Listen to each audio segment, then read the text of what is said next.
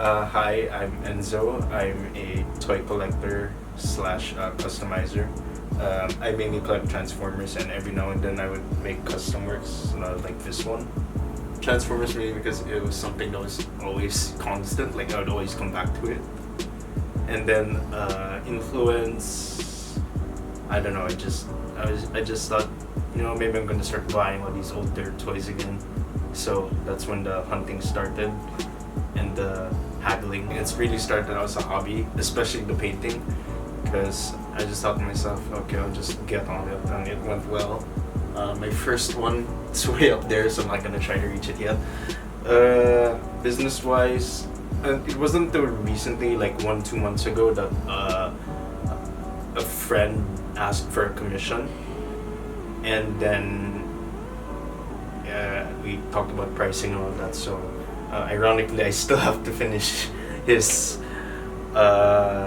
project. But one of my jets right here, I made one for my friend's birthday. So I guess it started. I was like, just start on commissions. The color combination stuff, I would look at reference images because thing about Transformers, there's so many characters. So it's just a matter of taking one that has a similar body, because 90% of the characters are just straight up repaints of each other.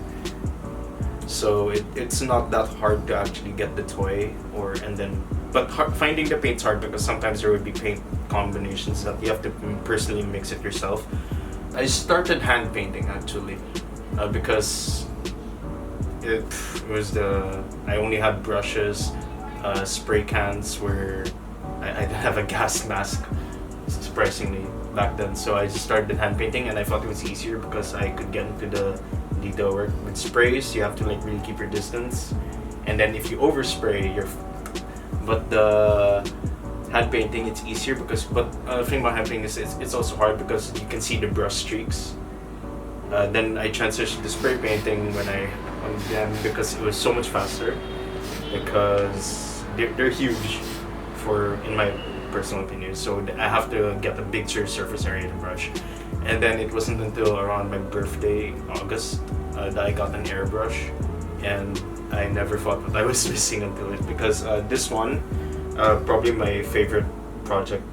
This is all an airbrush, but the smart details I hand painted out because I know I can't do that with an airbrush unless I have the super fine tips, and those things are expensive, so I'd rather not yet.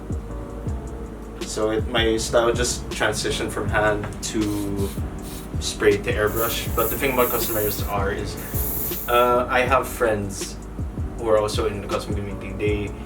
They hand paint, spray, or airbrush. So all know it's pretty similar because we're just doing the same technique. I can't say I'm different from anyone else because in the end it depends on the finishes.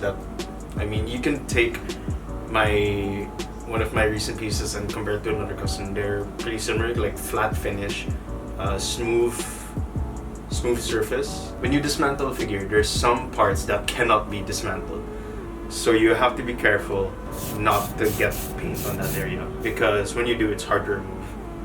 Unless it's acrylic based, then it's easy. But if you're like most of us, when we airbrush, we use lacquer. That's basically the stuff in spray paint. So to take it off, we need thinner, the actual thinner. Relaxation, because I love doing this. Anxiety, because of the smaller detail work. Because my hands are shaky, so whenever I get into the brush, I always at least rest my hand on the table, so it's like easier to apply it. As for paint, I just go to Glorieta because there's a hobby shop there. I buy the paints, they're really cheap, like 100 pesos a bottle, a small bottle. And that's where I also got my first airbrush. When it comes to customs, it's not exactly a cheap way to go, because when you ask a person to do a custom, you're not only accounting the price of the toy, you're accounting for the materials, the labor, and most importantly, the shipping. The shortest I've done was 4 hours, and it's this one because I've done so many of these. I've done like 13 of these seekers that it's become it's timeless for me. So it's just it takes me 10 minutes to just dismantle it. Then there's also the pre-planning, like where to put the colors. So I look up reference images and then somehow maybe just a little bit of hint of my own style.